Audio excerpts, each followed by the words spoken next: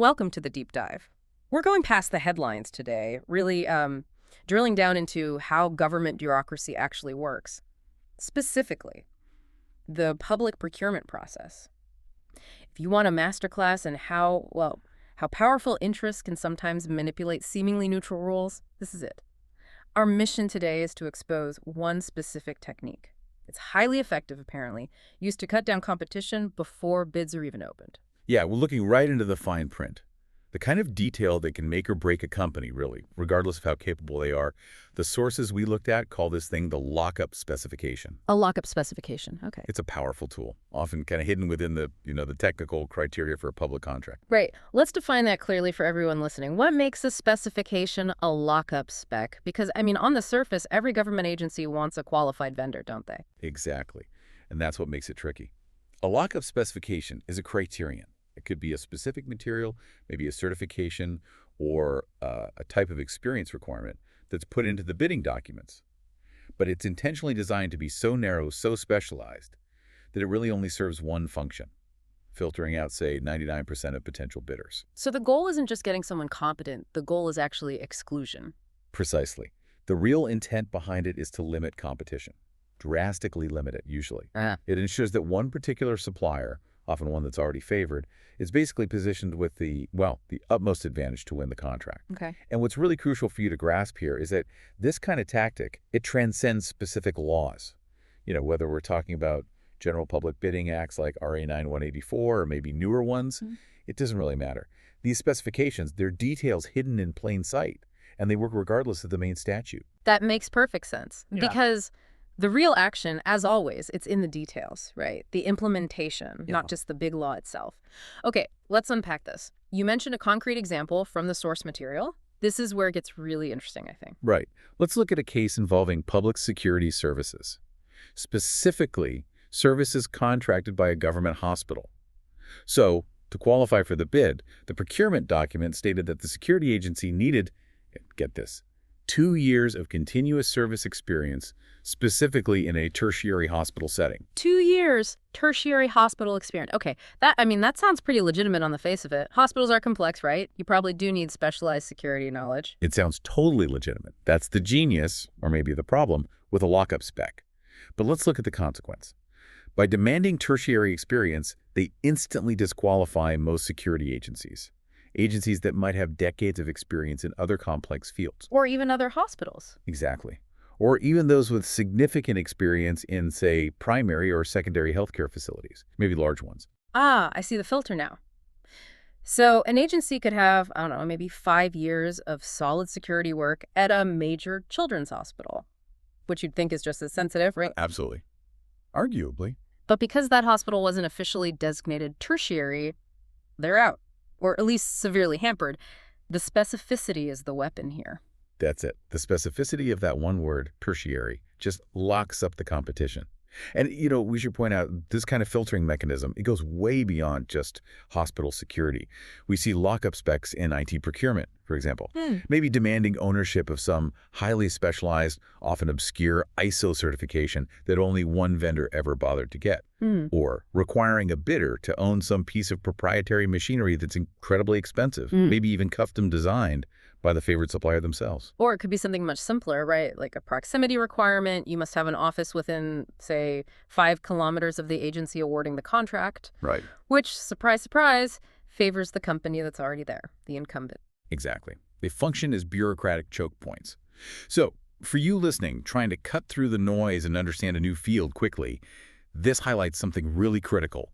Never just take a technical requirement at face value. Always ask, okay, who mathematically does the specification exclude? That leads us perfectly into the next bit, which I found fascinating. The irony of it all. If the stated goal of requiring, say, tertiary hospital experience is all about service quality and proficiency, we need to look at what actually happens on the ground when the contract changes hands, because the reality seems to completely undercut the need for that lockup spec. Yes, this is where the financial motive starts to look undeniable. When a new security agency actually wins the contract, there's this strong tradition. It's almost universally practiced based on the sources. They absorb the existing pool of security guards. The people already working there, they usually stay put. Okay, why? Why absorb the existing staff? The sources mentioned something about humanitarian aid, but that sounds a bit simplistic, doesn't it? For our audience, what's the real critical business reason? Well, it is framed that way sometimes. But it's really a pragmatic business decision disguised as, well, benevolence. Think about it. Yeah. If the new agency comes in and just fires all the experienced staff, they face massive transition risk, huge disruption. Right, yeah. They'd have to train a whole new group on all the specific hospital protocols, evacuation routes, the internal politics, key contacts, all that stuff. Absorbing the current staff guarantees basically zero service disruption, zero new training costs on those site specifics. And it also acts as a pretty powerful deterrent against labor protests or strikes, which is a major risk for any big government client. So the guard's already there, the incumbent staff. They're effectively the guarantee of quality control for the new agency that just won. That's a huge insight. It is. Now, connect that straight back to the lockup specification we talked about. If that requirement for agency experience, that specific tertiary hospital experience, were removed entirely, and a new, maybe more generalist agency won the bid, what would happen? They'd still absorb the current guards, based on what you just said. Exactly. They'd absorb the current guards and those guards. They would carry on doing their duties efficiently because they already have ample site-specific experience in that exact hospital. So the skill set, the actual know-how needed to do the job well, it doesn't reside in the agency's certificate on the wall or their past contracts. It resides in the individual guards who often don't even change shifts when the agency changes. Precisely that. Which makes the experience required of the agency functionally redundant, at least for maintaining the day-to-day quality of service. Functionally redundant is a good way to put it. And this redundancy means the public ultimately pays a premium for this agency experience that they don't actually utilize in practice. The lockup spec mainly serves to inflate the contract costs because it controls who can compete, driving up the potential profit margin for the favored vendor who faces minimal or maybe zero real competition. Okay, but let me just play devil's advocate for a second here. If the hospital is, I don't know, handling really high-profile cases, maybe sensitive national security stuff, or critical patient care, shouldn't they have the right to demand the absolute most specialized agency possible? Even if that limits the field from 50 bidders down to just 5, shouldn't there be some mechanism for ensuring truly elite service at the agency level? That's a critical point, definitely. And it highlights the constant tension in public procurement, doesn't it? Balancing openness with the need for genuine specialization. But if the specialization is genuinely necessary for the service itself, the requirement should probably be structured differently. Instead of locking things up based on the agency's past contract history, which we've seen can be disconnected from the actual personnel, they should demand things like performance guarantees, or maybe specialized training certificates for the personnel who will actually be deployed on site, or perhaps higher penalty clauses for any failures. So shift the focus. Exactly. If the focus is shifted onto the skills and qualifications of the people doing the work, not just the agency's resume, then the field opens up considerably. You maintain quality control, but you allow more competition.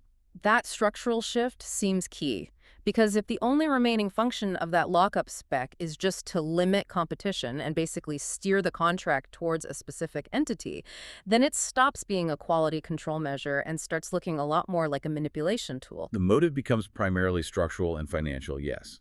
It's about using technical details, seemingly neutral details, to control the outcome, and ultimately to inflate the cost that the taxpayer ends up bearing. So if this kind of behavior is widespread, and the sources we looked at suggested is, what's the practical fix? How do you prevent this? The source material seems very clear on this. The power really rests with the Bids and Awards Committee. That's right. For anyone listening who's not familiar, the Bids and Awards Committee, or BAC, is basically the gatekeeper in the public procurement process. It's a mandated body, usually internal to the government agency, responsible for preparing the bidding documents, evaluating the bids, ensuring fair competition, and making sure everything follows the procurement law. They hold the power to challenge, veto, or revise these kinds of specifications before they even go out. So vigilance within the BAC, that's the key operational fix recommended. It is. The sources explicitly recommend that the BAC needs to be highly vigilant. They need to actively work to identify and remove these lockup specs. Their job is to open the public bidding process to more genuine competition.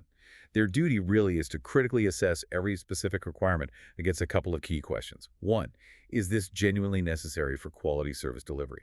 And 2, if we remove this requirement, Does the likely mechanism of labor absorption still ensure service continuity and quality?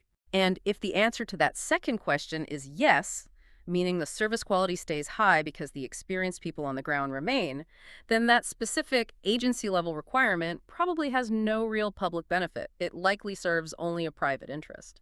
Exactly. The BAC members have to move beyond just accepting requirements handed down to them at face value. Hmm. A good BAC member needs to look at that bid spec list and think more like an investigator, not just an administrator ticking boxes. They need to spot the patterns. Requirements that clearly favor incumbents, demands for specific equipment only one supplier owns, reliance on outdated or overly niche certifications, Hmm. that kind of thing. Which brings us full circle, really, back to why understanding this stuff matters for you, the listener. It's about acquiring that quick, thorough knowledge. It's clearly not enough just to read a rule or a regulation. You have to understand the underlying incentive structure, right? Yeah. And the predictable outcomes of applying that rule. We're really encouraging critical thinking here when looking at any kind of specification list, whether it's in procurement, project management, or any field. Indeed. It's the difference between just being compliant, following the letter of the rule, and being truly well informed about why that rule exists and who it ultimately benefits. This has been incredibly clarifying, drilling down into what looks like just tedious bureaucracy, but is actually, as you say, a high-stakes competitive environment. Absolutely. And before we wrap up, maybe here's a final thought for you to take away, something to mull over, building on these implications. Consider this. If the whole purpose of a lockup spec, as we've discussed, is often to favor a specific managing agency, likely for financial gain, and yet the actual quality and efficiency of the service relies almost entirely on the knowledge of the experienced workforce who are simply absorbed, regardless of which agency holds the contract. What does this tell you about the fundamental disconnect we sometimes see? The disconnect between where the managerial power and maybe the profit lies in bureaucracy versus where the actual on-the-ground operational expertise resides. That's a powerful point. It suggests that those holding the power to write the rules, the fine print, are often quite divorced from those who possess the tangible skills needed to actually get the job done well. A great provocation. Something to definitely think about next time you encounter any kind of mandatory requirement or specification. Thank you for joining us as we drill down into the secrets of procurement. We really encourage you to keep questioning the assumed necessity of every rule you encounter. We'll catch you on the next deep dive.